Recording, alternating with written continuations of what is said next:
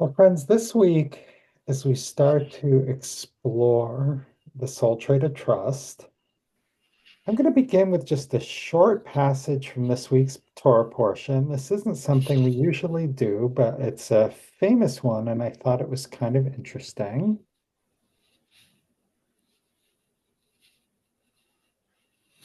So, this is at the burning bush, and God is telling Moses that he needs to go back to Egypt and talk to Pharaoh. And by the way, this is the first date. Moses had never seen God before. He just see, and they've been talking for 5 minutes, and it's like, and you're going to go back to Egypt and free everyone. And Moses is making a number of excuses why he can't do this, and this is one of them. He says, Moses said to the divine, "Please, my Lord, I've never been a man of speech, either in times past or now. Now that you've spoken to your servant, I am slow of speech and slow of tongue." And God says, "Hey, I'm going to send your brother along." And then he says, "Now go, and I will be with you as you speak and instruct you on what to say." So, in effect, God is saying, "Hey, trust me. I'll be with you and I'll tell you what to do." So, I'm just wondering, have you ever had like a situation like that, or a situation where you've been unsure about what to do and received this kind of reassurance from someone? And was it helpful? Wasn't it helpful?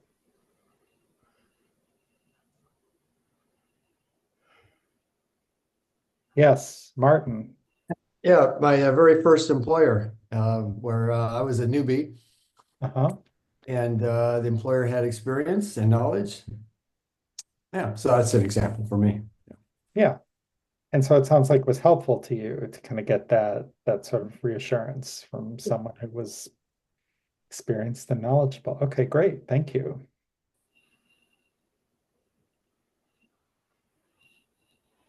Yes, Wendy. Many times.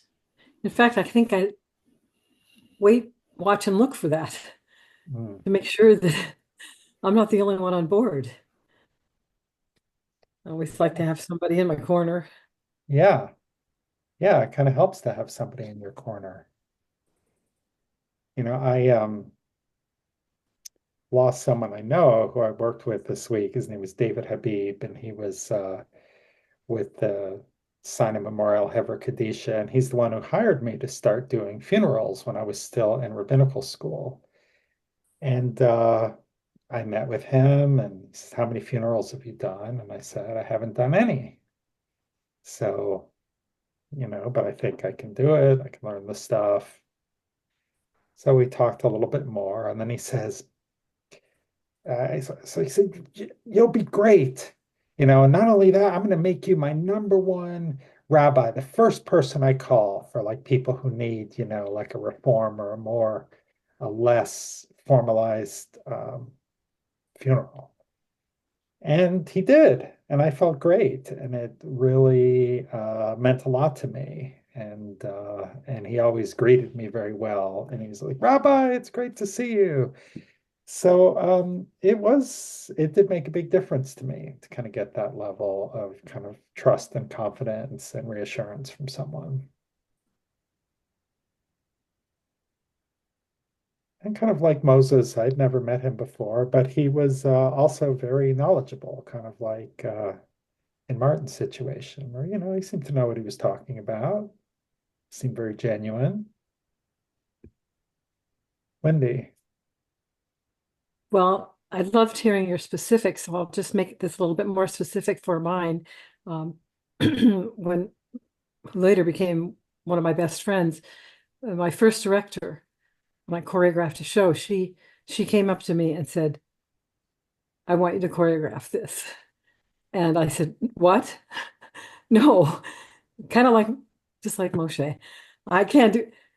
And she said, "Sure, you can do this. You have two legs, you have your ears, you have experience, you can do this. She was just like your rabbi that did that. And Mm, then I went on to choreograph a lot of shows after that. mm. They're just like our diving board or just like our springboard or something. I don't know. I look for them. Yeah, and it was, I guess, in both, all three of our examples, this was something really kind of going out into the unknown. Not anything we'd done before outside our comfort zone, but getting that sort of reassurance. Um, and of course, for Moses, he was getting it from, a burning bush. So, yes, Michael.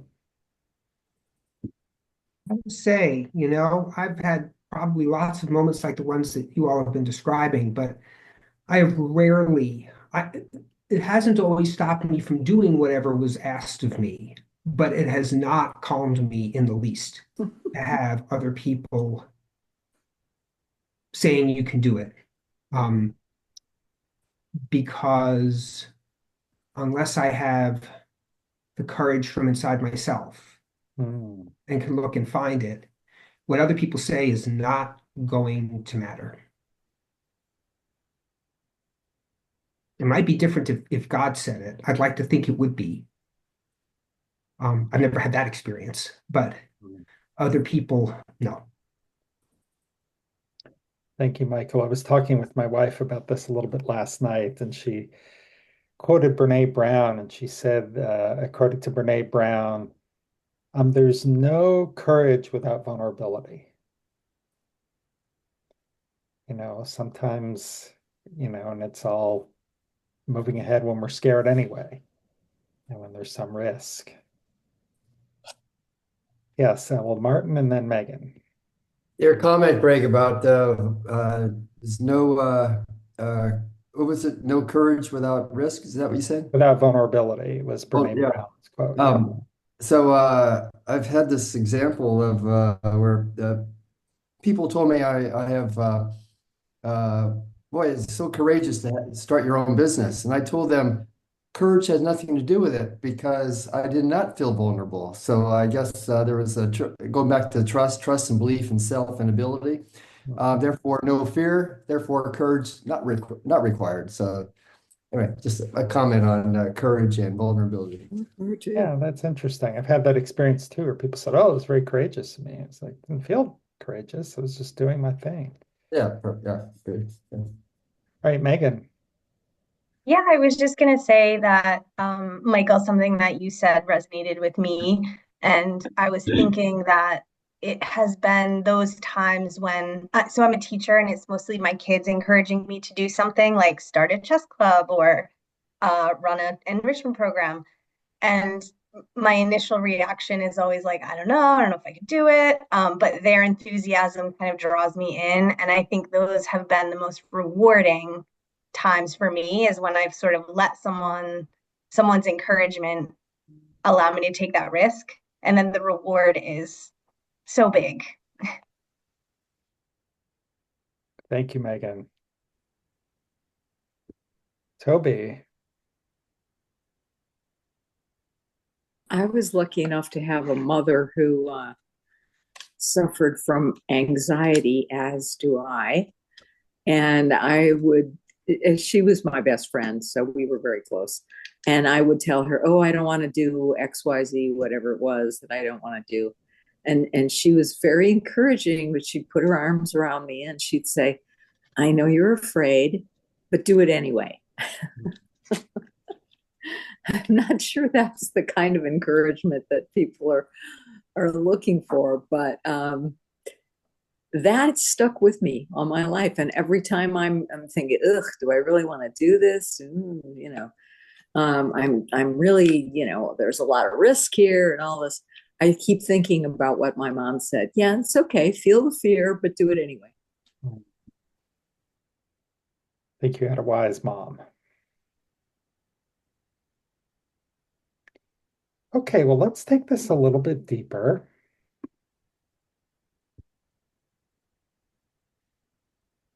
Okay, so let's put this into context of trust. So I quoted Baki ibn Pakuda earlier, this in the email, which I suspect most of you read. trust is, one who trusts in the divine, neither worries nor laments. So can I have a volunteer to unmute and read this first bullet, please?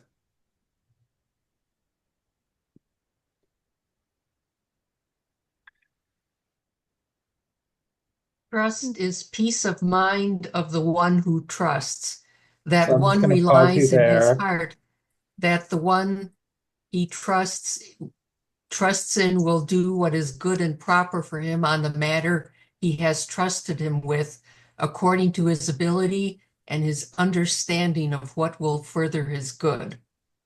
Okay, thank you. So I had to read this like 6 times because it just, it was written in Judeo-Arabic, it was translated into Hebrew, then it was translated into English. But basically, okay, if I am trusting someone, I'm the one who trusts. So if I am actually trusting somebody, then I have peace of mind. And because I know in my heart that the person or the entity or whatever that I'm trusting in will do the right thing, will do what is good for me on whatever matter that I've trusted them with. So, for example, in this case, in this example of Moses, if Moses really felt reassured, he would say, okay, God's going to come through. God is actually going to be there with me and is going to help me and tell me the right things to say. And if I believe this God, this entity that I'd never met before, who's speaking to me from the burning bush, then maybe I'd have some peace of mind. Okay, but so please continue. But the main factor which leads one to trust in the one trusted is for one's heart to be confident that the one trusted will keep his word and will do what he pledged, and that he will also think to do what is good for him, even on what he did not pledge out of pure generosity and kindness. Okay, thank you, Paulette. So again, I will give you my sort of updated translation. So it's kind of knowing in your heart with confidence that the one I'm trusting will keep their word and will do what they say. And that not only that, they'll go beyond sort of that. It's like uh, God said they would tell me what to say, but then if something happens, God would also tell me what to do, just because I believe that this is a generous, a generous God, or the person, my boss is, someone who I'm confident in, that they'll kind of keep their word. And that, yeah, this guy will call me and ask me to do funerals, or yeah, my boss will follow through. So I'm going to stop the share here and see kind of what does this add to your level of understanding? Like if we're talking about trust in the divine, and as I said in my email, we all may think about the divinity. What does this mean for that? Or you could think about it as either with God or somebody that you're in relationship with or somebody you've met. What is sort of important to have trust?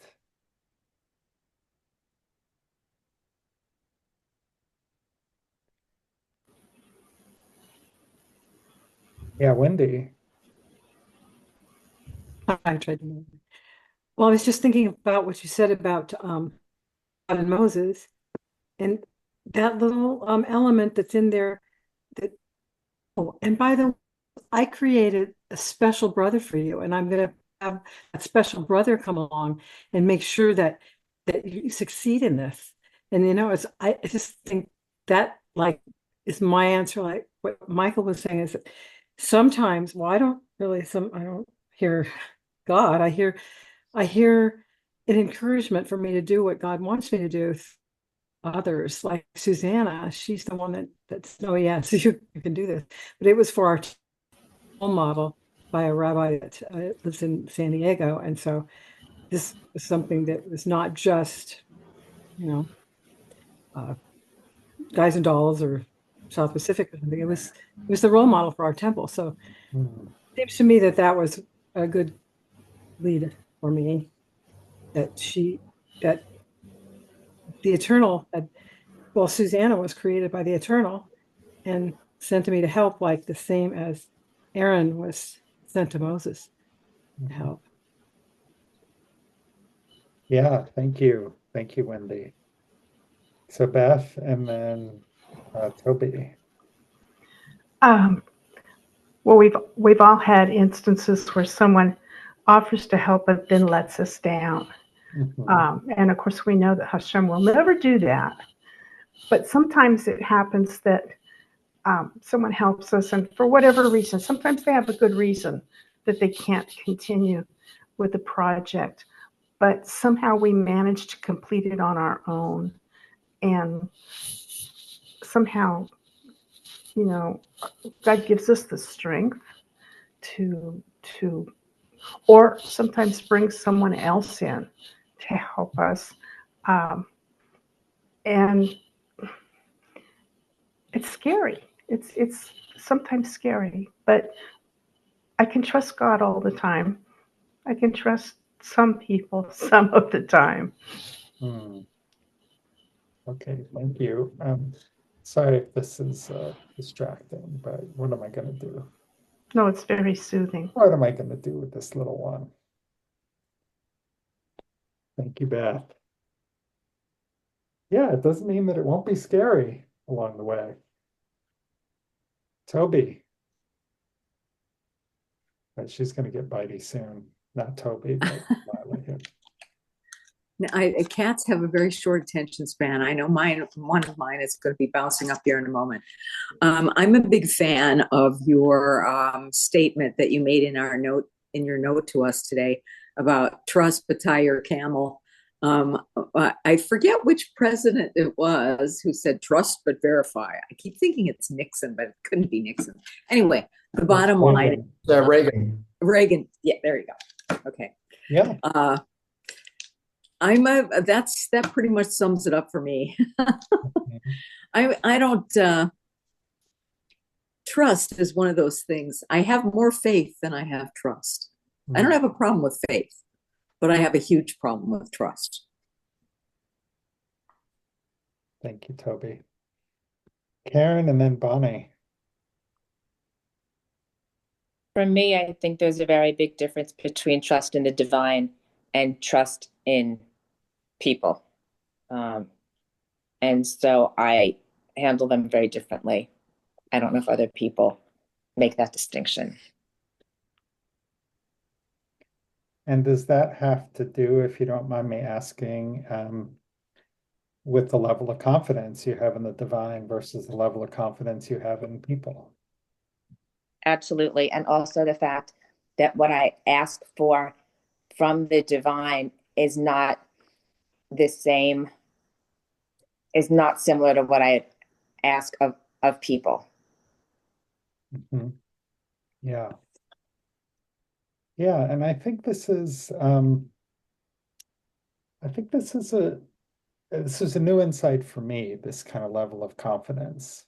Like maybe you're not, like, you just supernatural things are not, something you're comfortable with, or it's a little too woo-woo, but whatever it is, whether it's the divine or just the goodness of the universe or whatever, but it's like, what's your level of confidence? All right. Also connected it to hope in my email. It's really, but anyway, we'll hear from Bonnie and then Michael again. So a couple of people know the situation that I'm going to share, and it's personal, and I know this is not a therapy session. I get that. I had another round of cancer following 25 years of not having cancer recently, following my youngest daughter being diagnosed with very serious breast cancer. And I was completely blown out of the water because I have been on top of everything for 24 years. And I didn't expect it. And the cancer was rare. And I absolutely trusted in God, and I had an amazing, amazing medical team. And the surgeon, who I had no idea she was the surgeon, I've been doing a weights class with next to her for 15 years, um, said to me, you're going to sail through this. She said, I see you working out. You work out all the time. I see how strong you are. We're going to get through this. And I believed her, and she was right. And then a week later, she called me and said, we have to go back. We didn't get enough more. The margins weren't clear. Um, but I believed her because I believed in God. Hmm. I really think that was the first piece, was my belief in God, that I was going to be okay. And I am. So glad you are. Thank you so much for sharing that, Bonnie. Okay, we have Michael and then Shelley.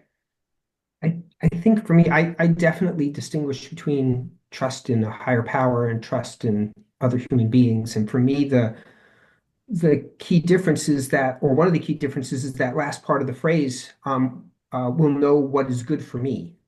I trust my higher power who made me to know what's best for me. I don't even trust myself to know what's best for me, let alone other human beings who don't know me nearly as well as I know myself or as Hashem would. So, I mean, there's a big, it, that for me is huge. Even if people are well-meaning, even if they're doing their best, they're just human and therefore they're fallible, Yeah. including myself. Yeah. It's interesting. I saw a friend a few weeks ago, and they said something they were kind of insensitive about an issue, and I was kind of hurt and I was disappointed. But it's just a good reminder that, like, I really thought they should have known, that this was a sensitive issue for me. And they had stuff going on and were feeling overwhelmed, and we talked it through, and it's fine, but it's like a reminder that, right, the cat just bit me. So as I predicted, that was why I jumped. Okay, no more lap time. Um, so yeah, you know, I don't always know what's best for me. This person, they didn't know at that point the right thing to say or do. Shelley. Thank you, Rabbi Greg. Bonnie, I just want to say you can do it. Everything is wonderful. Um, and that's where my sense of trust comes in. I do believe in the divine. I do believe in the goodness of people. I do believe in parking fairies. And, I said that to my friend the other day. He's like, well, there's never a parking spot out front of your place. And I said, just believe. See your car parked in front of my house. I'll meet you there. And sure enough, he was there. And he goes, wow. And I said, that's having trust. You got to have trust in everything. And and that's my biggest thing is, you know, like one of the things that I know about is the Heart Math Institute, and um they've mapped our heart, and they realize that our heart is actually the thing that is first, not our brain, and that our field of energy is, they say, farther than 10 feet, right? So and they also believe that what you believe you draw into you. So trust is a big thing. If you trust that person who maybe has been doing bad to you is eventually going to come around and be good, then you're no longer taking on their badness. It's all about what you bring to yourself, and trusting in the divine and God is the best. I mean, trusting in yourself, because you're always having the answers. You just got to ask yourself. You just got to talk. Thank you, Shelley.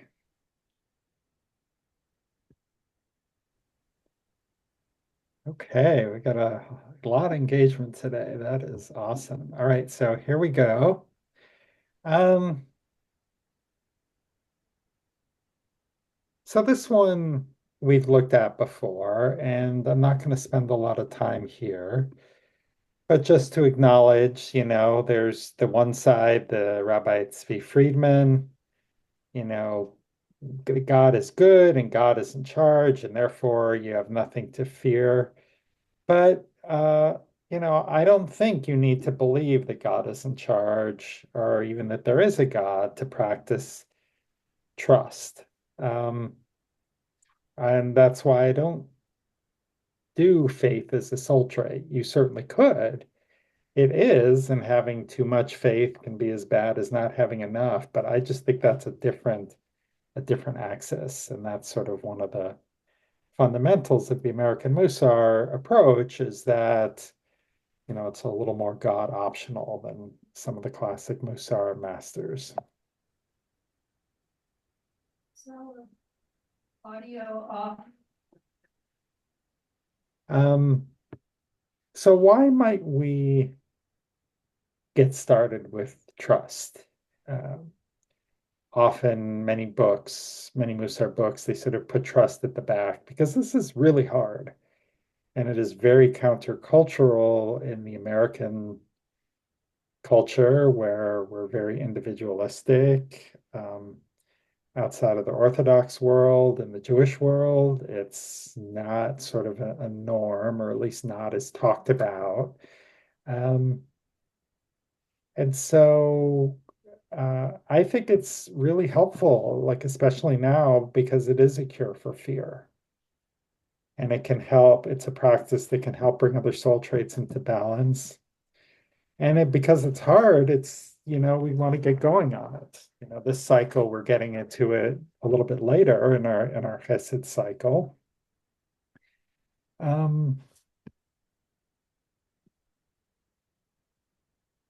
I wanted to talk about, as a conversation, though, is this idea of trusting in God, but tying your camel. And our spectrum of trust, having too little trust, it can lead us to be fearful, and too much can lead us to be reckless. So I'm going to stop the share here and kind of open it up for kind of feedback or thoughts on what I just talked about. And if you don't remember everything, we can think about this: trust in God or tie your camel. How does that relate to this idea of confidence? How does it relate to how you might practice trust?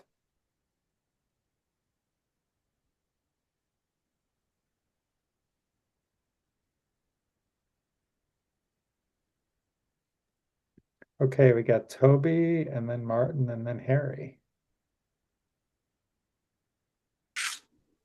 I think for me, and I speak specifically for me, I'm more likely to trust in the outcome of things, whether it is God's will or somebody else's will, if I do the prep work.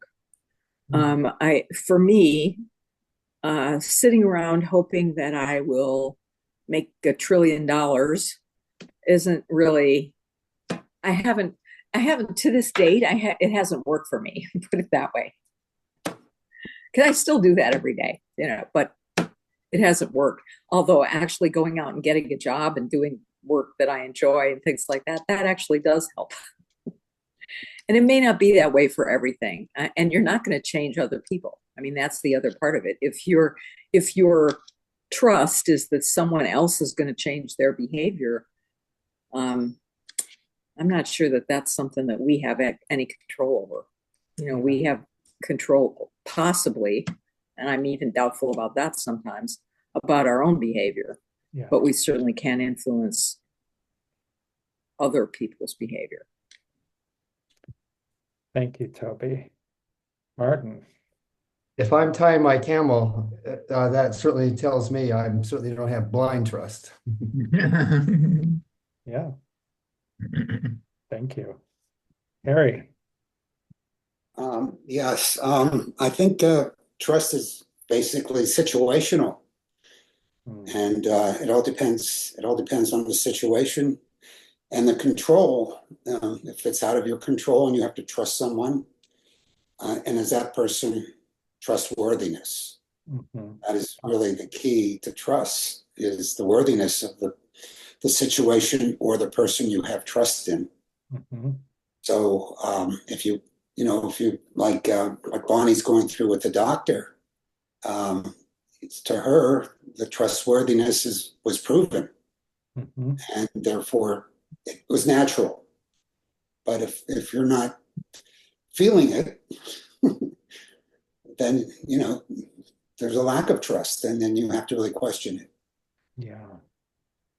Thank you, Harry. And if you don't mind me asking, and you don't have to answer this, but have you ever tried to apply this to like a higher power or to the universe or something, outside of people? Is that a realm that you've ever ventured in, or is that not something that you engage with?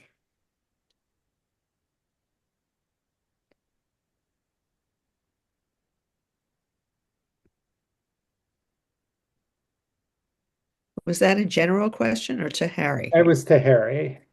And Oh, I'm sorry. yeah. So is that to the general world? Well, I think it has a lot to do with whether you're a positive person, and you believe, as they say, that justice leans, is arc of justice is there, and goodness, that we're basically good, Mm-hmm. and that things will eventually work out. Whether you're going to live that long to see it work out is obviously another story.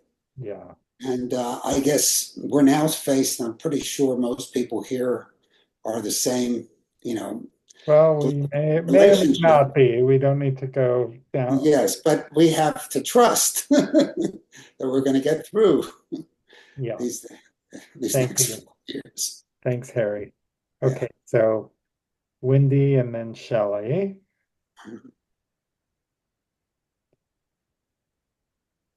Well, I was just thinking of Jacob and Esau, and it's kind of a funny story. I like it because when Jacob and Esau, they're fighting, they're fighting, and they're both afraid of each other, and then they come together and, oh yeah, okay, everything's cool now, and then Jacob says, Esau says, well, I'll go this way, I'll go behind you or whatever, and Jacob says, no, you go first.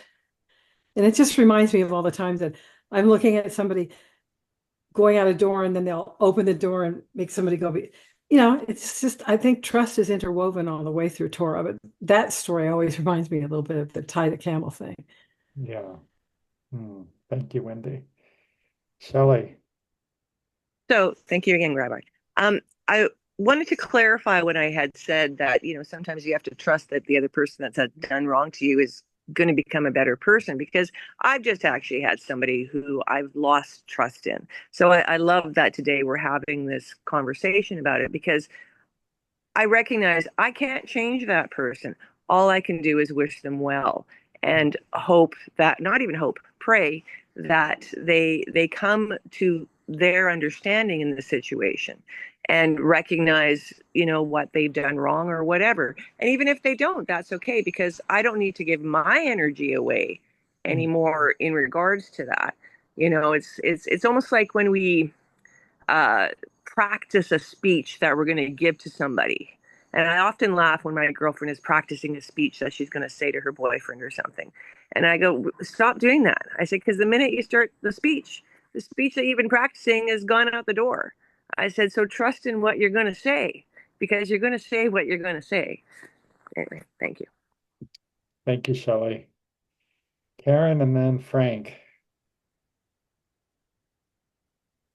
So I go back to the fact that I have two different trusts.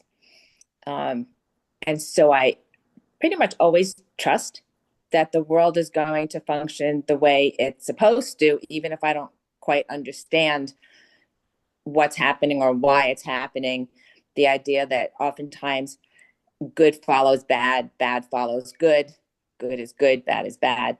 But trust in humans, to me, is more of a matter of free will. It's whether to trust in what is not divine. That's something to wrestle with. That's a decision based on multiple factors, which includes using the intellect that I was gifted by God to choose between good and evil inclinations. So I see these very differently, that trusting people is a matter of my human mind being able to assess the situation, and trusting is in the divine power for me is blind faith.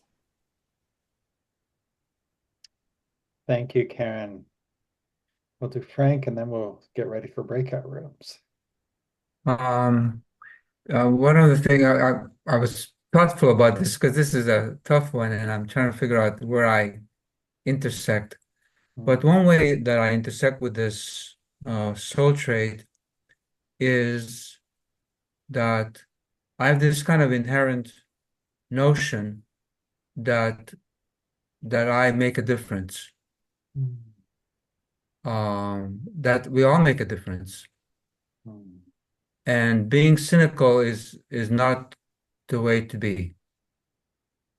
And so if we're not cynical, then what we do is, in essence, is we trust that what we have to share, whatever conversation we have, whether in our case, there's a kind of a conversation about should two of our synagogues align together or merge, they're using different words, but there's all kinds of issues come up in my life because I'm just engaged in things. But I just have to kind of say what I have to say. And the reason is if I don't say something, then I feel that I'm kind of betraying something. So it has to do with maybe that just I came to kind of a long time ago, I realized that just because my side lost, it doesn't mean I'm wrong. I may not be right, but it doesn't make me wrong. And I think that's one of my guiding lights is to assert what I believe is good. And sometimes I think I'm referred to as being Pollyannish, or he's the positive guy or whatever, but that's okay with me. Yeah. Thank you, Frank. And yeah, there's a lot I could say, but I will let that stand on its own so we can get to breakout rooms. I'm going to put the prompt in the chat, and it's pretty simple. And it's back to kind of this cycle. We're sort of looking at all of these different traits and say, how does this apply to Chesed? So how does trust, what we've been talking about, help us practice Chesed? And again, Chesed being doing something for someone else without expecting anything in return. And maybe how does it connect to this idea we were talking about of I'll be with you, or having confidence in something? So that's the prompt, which you are encouraged to use in your breakout room. So they're going to be open now. So just click the button and join the room, and then we'll come back in like 8 minutes.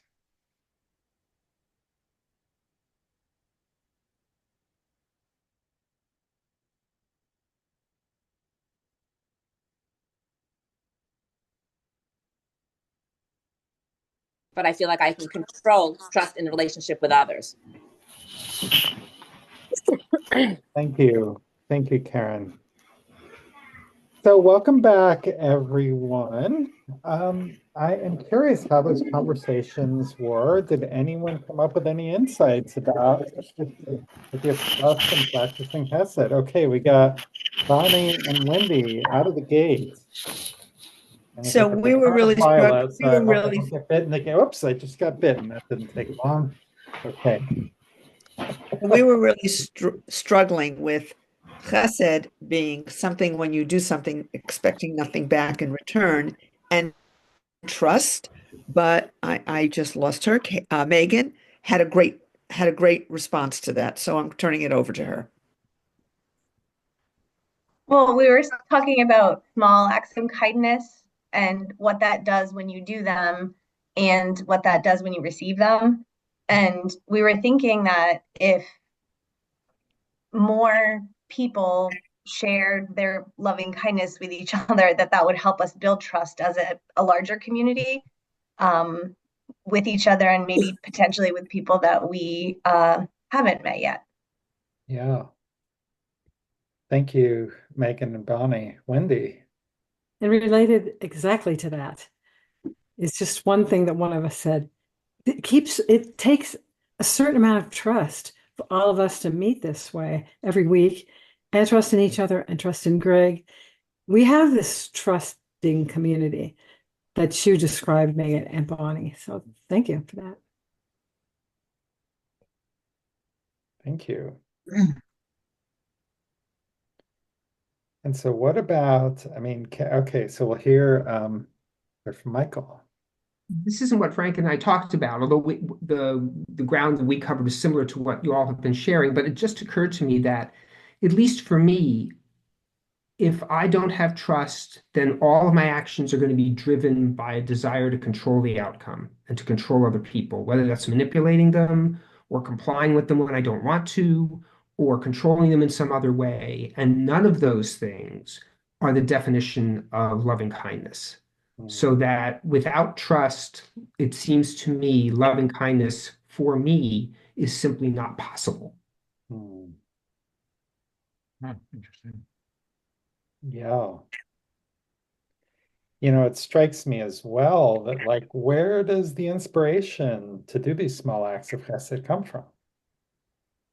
And maybe if it's, all right, we sort of believe in the benevolent universe, that if I reach out and do this act of kindness, it's almost like a trust that that's going to be received well, that I'm not going to get hurt or laughed at or feel like I don't know, like a chump for kind of giving something away without expecting anything in return.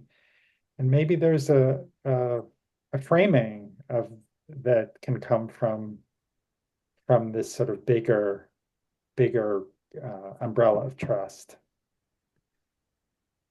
Shelley and then Martin. So I believe trust and love and kindness go together. You know, I often, as I was talking with my lovely partner, and thank you for your song, is that, I go looking, I ask the universe daily, which street do you want me to walk down? And I watch people and I go, which person do you want me to say something to? And I trust that my words will give them joy. And I was with somebody yesterday and we were having a conversation, and he was telling me his woes, and I was telling him, hey, trust in yourself, trust in what God is telling you what to do. Like, stop I hate when that does that. Stop thinking negative. And a woman came into my view and she had this awesome coat on. And I said, excuse me, I really love the coat you're wearing. I said, you are put together. And her smile was my payback. And, and he even said to me, he goes, wow, he goes, how do you do that? And I said, because I love everybody. I said, I see the divine spark in everybody. And even the person when they're mad looking, I will search them out to give them something to think about that will bring them a smile to their face. So, I think really trust does go hand in hand with love and kindness. Thank you. Thank you, Shelley. And yeah, just everyone has a divine spark. That acting on that conviction is an act of trust. It's built on a foundation of trust. And of course, as we've learned from Chesed, the world is also built on Chesed, right? So these are all interconnected. Martin. Yeah, there may be a selfish, in a positive sense, of doing good without expecting in return. Because if I do an action like that, if I think, okay, I'm going to feel good after I do it, well, there's a little bit of selfish motivation too. But if it turns out being a good result for the other person, well, there you go. So. Yeah, thank you. All right, well, you're going to get the final word today. We are going to just close as we open with a short meditation. So once again, taking a nice leisurely deep breath. And then a nice leisurely exhale. Just focus on that light that's coming through your eyelids. It's the light of our divine spark. That piece of goodness that's within us, that's always there, that no one can take away from us. And may we have the wisdom and the courage to remember that it's always there with us, even during the dark times. And when you're ready, you may open your eyes. Well, thank you all so much for being here. If you've been watching on the recording, thank you so much for sticking with us. Feel free to reach out to me anytime if you have questions at greg@rabbigregmarcus.com or greg@americanmussar.com. Until next time.